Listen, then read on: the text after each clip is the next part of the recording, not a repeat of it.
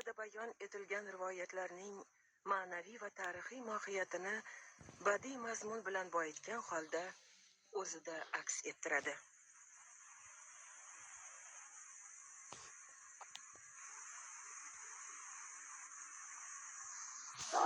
Parvardigor Ibrohimga shunday dedi: Sen o'z mamlakatingni hamda padaring oilasini tark et va men senga ko'rsatgan mamlakat tomon yo'l ol. Ibtido 12-bob. Dunyoning yaratilishi.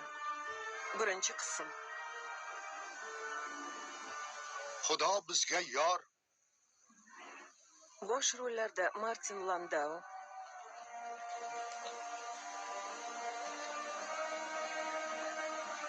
Jacqueline Bisset, Billy Campbell, Eddie C. Bryan, Fred Weller.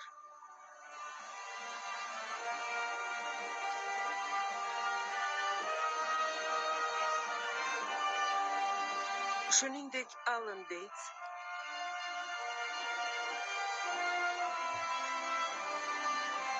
Steven Berkoff,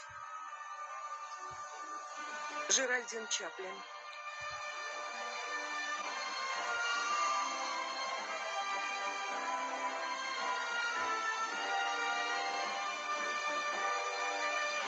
Amanda Donohoe, Christopher Lee, Art Malik, Diana Rigg, Victor Spinetti, David Trelfell, David Warner.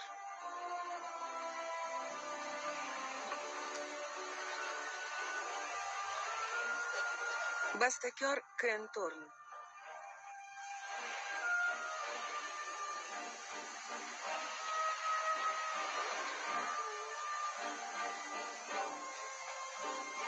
Tasvirchi Elmer Ragalli. Prodyuser Paul Lowen. Ijrochi prodyuserlar David B. Picker va kichik Robert Halney. Ssenariy muallifi John Goldsmith.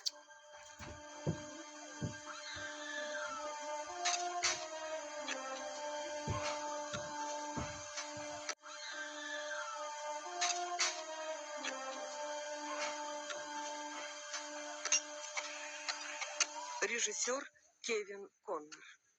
Hech vaqo yo'q. Yaqin Sharq, miloddan taxminan 2000 yil burun.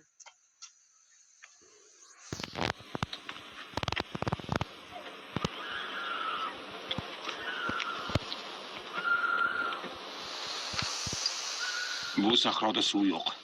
Bir kechaga yetarli suvimiz bor. Shu yerda tunaymiz. Amaki odamlarim ranjimoqda. Kuzatib tur, suvni barchaga barobar ulashsin. Xo'p bo'ladi.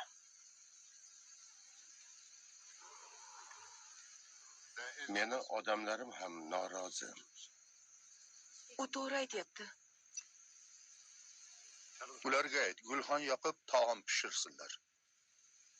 Aytganlarini qil, Yelizar.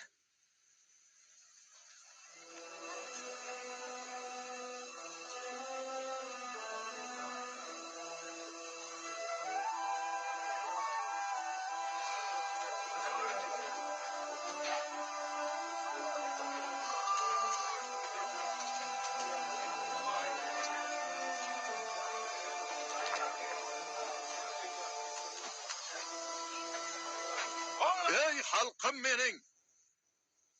Quloq soling. Xudoning irodasi hammangizga ayon.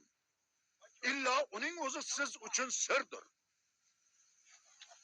Sizlar faqat mana bu sanamlarnigina bilasizlar. Vali shu o'tirganingiz yerni kim yaratgan?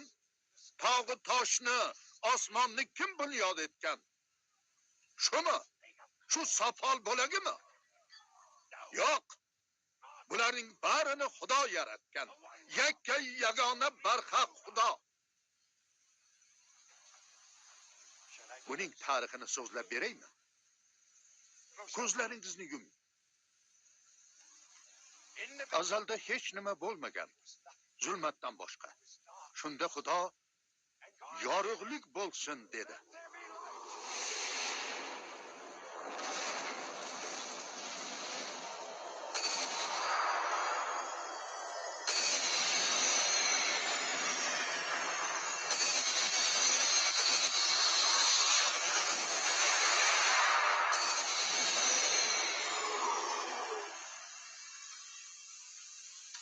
So'ngra Xudo yorug'likni qorong'ulikdan ajratdi. Yorug'likni kunduz, qorong'ulikni tun deb atadi. Bu birinchi kun edi. Ikkinchi kun Xudo suvlar o'rtasida ularni bir-biridan ajratuvchi gumbaz bo'lsinki, suvlarning bir qismi havo ustida, yana bir qismi havo ostida qolsin dedi. Xudo havoni osmon deb atadi. Uchinchi kun Xudo osmon ostidagi suvlar bir yerga jam bo'lsin va quruqlik paydo bo'lsin dedi. Va shunday bo'ldi.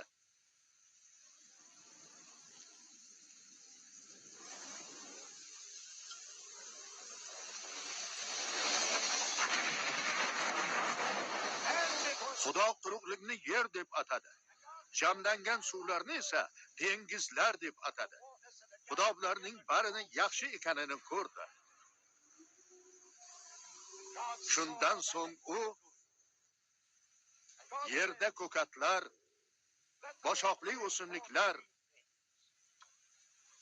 va mevali daraxtlar o'ssin dedi. 4-kun kelganda Xudo osmonda yoritqichlar bo'lsin. Ular yerga nur sochib tursin va kunni tundan ajratsin.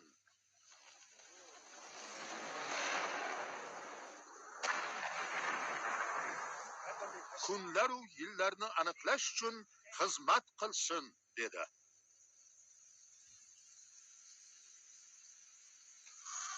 Beshinchi kun Xudo suvni to'da jonivorlar to'ldirsin dedi.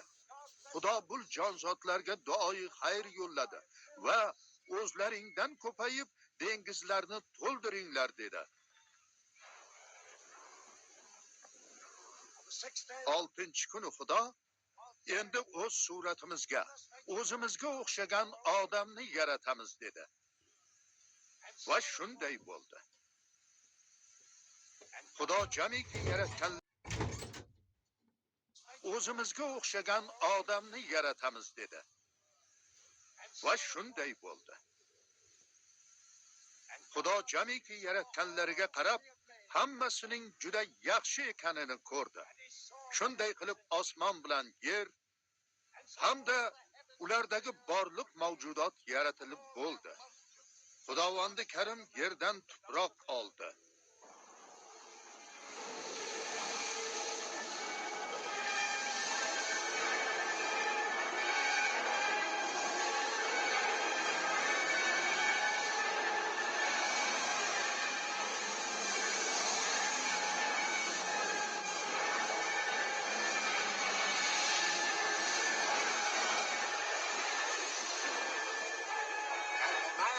Va undan inson zotini, ya'ni odamni yaratdi.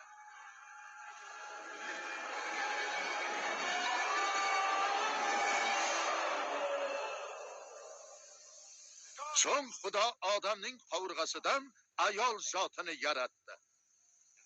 Shuning uchun ham erkaklar ota-onasini qoldirib, xotini bilan bir tan bo'lib yashaydi. Odam bu ayolini Havo deb atadi. Xudo sharqda bog'i Eramni barpo etdi va odam bilan Havoni shu bog'ga kiritdi.